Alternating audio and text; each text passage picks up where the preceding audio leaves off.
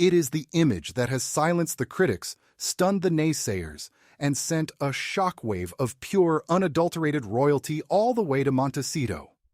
While the haters have spent months conspiring, whispering, and praying for a mistake, the Princess of Wales has just stepped onto the tarmac at Heathrow and delivered a masterclass in perfection that will be studied for generations. We were told she was too weak. We were told the family was fractured. We were told that without the star power of the Sussexes, these state visits would be dull, dusty affairs. Well, wake up and look at the footage. We have just witnessed a display of power, unity, and breathtaking glamour that money simply cannot buy. The double curtsy. Remember that phrase, because what Catherine just did, a moment of exquisite protocol and genuine warmth towards Queen Camilla, has completely eviscerated the narrative of the wicked stepmother and the cold Kate. It is the moment that proves the House of Windsor is not just surviving, it is thriving. Today, under the chilly December skies of Windsor, the Fab Four, the real Fab Four, united to welcome the German president. And while Harry sits in California, arguably checking his Wi-Fi connection, his brother and sister-in-law are riding in state coaches, wearing the late Princess Diana's jewelry, and representing the crown with a dignity that brings a tear to the eye. This isn't just a visit, it is a victory lap. Welcome back to the channel, your daily dose of the truth behind the headlines. We don't just report the news, we expose the reality the mainstream media is too afraid to touch. If you stand with the king, the Queen, and the Prince and Princess of Wales, hit that subscribe button right now. Let's dive into the historic events unfolding in Windsor today. Let's start at the very beginning, because the symbolism started the moment the wheels touched the ground. President Frank Walter Steinmeier and his wife touched down at Heathrow Airport, and who was there to greet them? Not a courtier, not a secretary, but the Prince and Princess of Wales. This is the King's A-team. The first thing everyone noticed, of course, was Catherine. She looked absolutely regal. The reports confirm she was wearing a stunning blue coat by Sarah Burton for Alexander McQueen. Now, for the eagle-eyed royal watchers among you, you'll recognize this coat. She wore it on Christmas Day in 2023. Why does this matter? Because it shows confidence. She doesn't need a brand new, flashy $50,000 wardrobe for every single appearance like some other people we know. She recycles high fashion with elegance. She paired it with a Juliet millinery fascinator and a Burberry dress. But the real message was in the jewelry. Catherine was wearing earrings that belonged to William's late mother, Diana, Princess of Wales. Just pause on that. Every time Meghan Markle wears a piece of Diana's jewelry, it feels like a costume. It feels like a PR stunt. But when Catherine wears it, especially while carrying out a solemn duty of the state, it feels like a tribute. It feels like she is carrying the torch. She also wore the Prince of Wales feathers brooch, pinning her rank and her loyalty to her chest, for the world to see. William, looking dapper in a smart suit, guided the president along the red carpet. The report says he was holding a piece of white card, reading the names of the lining party. This is a man who prepares. This is a man who takes duty seriously. He introduced the president to the King's Color Squadron of the Royal Air Force. Can we just compare this to the tours the Sussexes take? When Harry and Meghan go somewhere, it's chaos. It's bad-fitting clothes, it's hugging people who don't want to be hugged, and it's endless complaints about security. Here at Heathrow, we saw the difference. We saw precision. We saw the Bundesrepublik Deutschland plane with its German flag stripe, and standing there, waiting with a smile, was the future king and queen. It was effortless, it was professional, and it was the perfect start to a historic day. From the airport, the party moved to Windsor, and this is where the fairy tale aspect kicked into high gear. But it's also where the cold, hard reality of the royal hierarchy was put on display. The King and President Steinmeier traveled in the Irish state coach. Now, unlike the visit of Macron in the summer where they used an open-top carriage, they opted for the enclosed coach today because of the chilly December air. This is sensible, but it also speaks to the protective nature of the king. He is looking after his guest. Camilla and the German First Lady Elke Budenbender followed in the Australian state coach. And then, bringing up the rear in the Scottish state coach, were William and Kate. There is something incredibly powerful about a carriage procession. The sound of the horses' hooves on the pavement, the military escorts, the cheering crowds, it sends a message of stability. It says, "We have been here for 1,000 years, and we will be here for 1,000 more."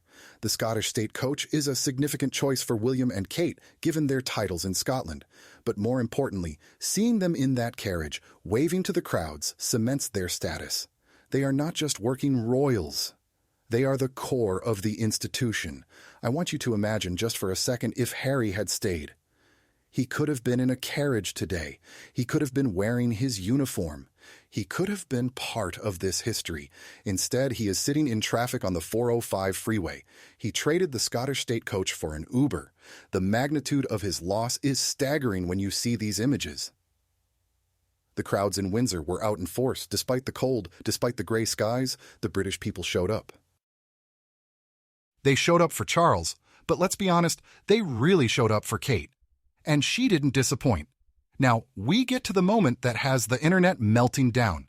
The arrival at the royal dais in the castle quadrangle. This is where the relationships are tested. This is where the body language experts go to work. And today, the body language screamed love. The report details a sweet moment as Queen Camilla greeted the Prince and Princess of Wales. She didn't just nod, she didn't just shake hands. She kissed them on the cheeks. A public kiss from the Queen to the Princess of Wales. Where are the rumors now?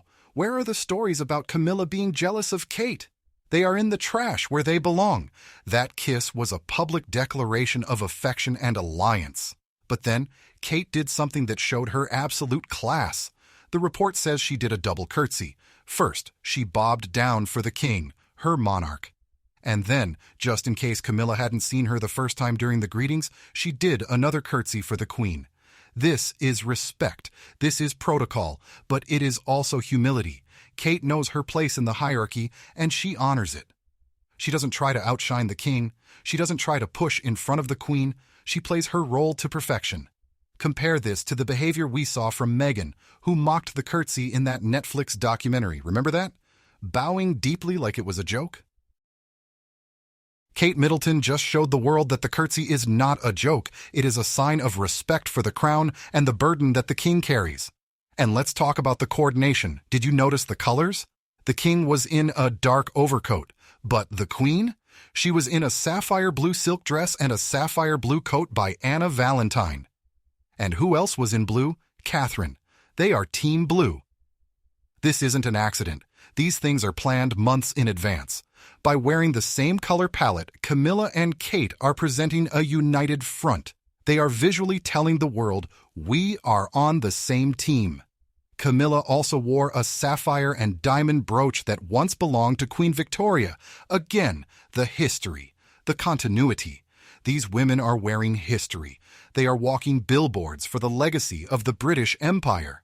After the warmth of the greetings, the solemnity of the military inspection began. And this is where the king shines. King Charles and President Steinmeier inspected a guard of honor formed by the Grenadier Guards. Now, the source text gives us a fascinating detail here that we cannot overlook. The Grenadier Guards is one of the oldest regiments in the British Army. But here is the kicker. The regiment fought alongside Field Marshal Blücher and his German, then Prussian forces at the Battle of Waterloo in 1815. The Grenadiers still wear the bearskin caps they took from the French as battle honors. Think about the layers of history here. We have the British king and the German president standing side by side inspecting troops that once fought together to defeat Napoleon. It is a subtle yet incredibly powerful reminder of the deep alliances between Britain and Germany. The military band played the German national anthem, followed by God Save the King. To see King Charles standing there, listening to the anthem, you can see the weight of the crown on his shoulders. He looked emotional. He looked proud. He looked like a king. The president, Mr. Steinmeier, was clearly moved as well. He told the king, "It's so wonderful to see you again," followed by a hearty chuckle. These men are friends. There is a genuine warmth there. Charles and Camilla's first outgoing state visit was to Germany in 2023, and that bond has clearly remained strong. This is diplomacy at its finest. It's not about stiff upper lips. It's about personal connection underpinned by military might and historical respect. And again, I have to ask, Where does Prince Harry fit into this?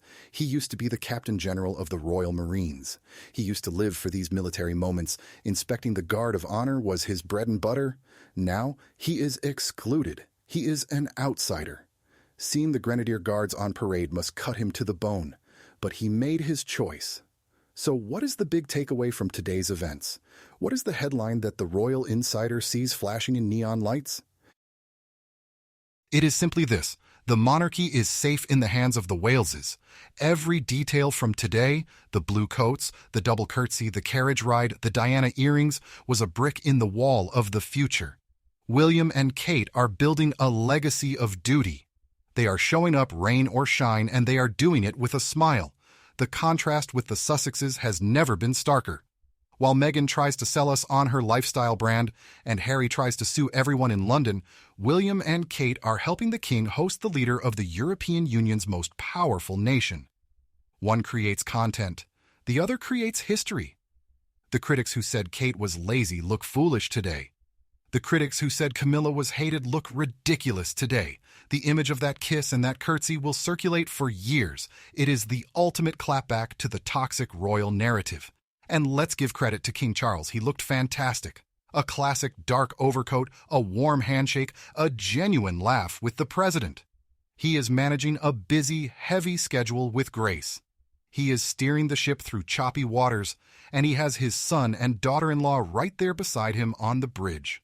The state visit is the highest level of royal duty. It is the Olympics of royalty, and today Team Windsor took home the gold medal.